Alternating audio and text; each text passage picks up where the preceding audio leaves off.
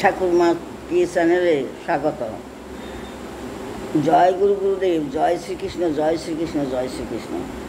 শ্রীকৃষ্ণ বলিলেন, এই মহারথগণ মনে করিবেন যে তুমি ভীত হইয়া যুদ্ধ করিতে নিবৃত্ত হইলে যাহাদিগের নিকট তুমি সম্মানিত ছিলে তাহাদিগের নিকট হইতে লঘুতা প্রাপ্ত হইবে।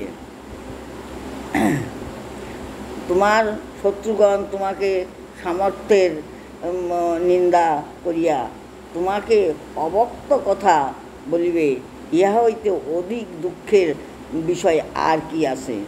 হত হইলে স্বর্গলাভ করিবে, জয়ী হইলে পৃথিবী ভোগ করিবে। অতএব কৌন্তেয়, যুদ্ধ করিতে কৃত নিশ্চয় হইয়া উত্থিত হও।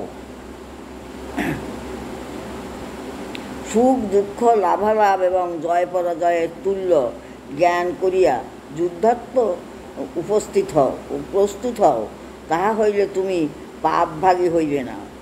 হে পার্থ, এই তোমাকে সাংখ্য জ্ঞান বলিলাম, এখন বুদ্ধিযোগে ইহা বলিব, শ্রবণ করো। যে জ্ঞান প্রাপ্ত হইলে তুমি কর্মবন্ধন মোচন করিবে। এই নিষ্কাম কর্মযোগে প্রারম্ভের নাশ নাই, বিঘ্ন নাই। এই ধর্মের অল্পমাত্রাও মহাভয় হইতে ত্রাণ করিতে সমর্থ হয়। কর্মই শ্রেষ্ঠ, কর্ম করো। যার যে কর্ম, তাতে কোনো পাপ হবে না। যারা এই পশু কাটে বিক্রি করে, কিন্তু তাদের কোনো পাপ হয় না, তাদের তো ওইটা কর্ম।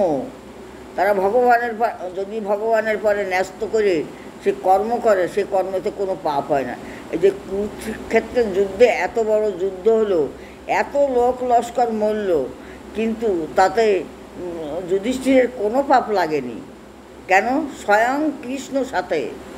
কিন্তু ওনারা তো তা বুঝতেছেন না।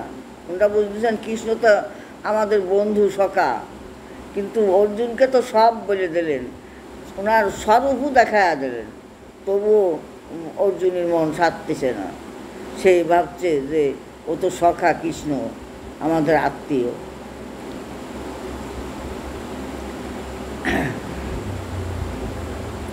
জয় গুরু গুরুদেব, জয় শ্রীকৃষ্ণ, জয় শ্রীকৃষ্ণ। এই পর্যন্ত রাখলাম, আবার কালকে বলবো।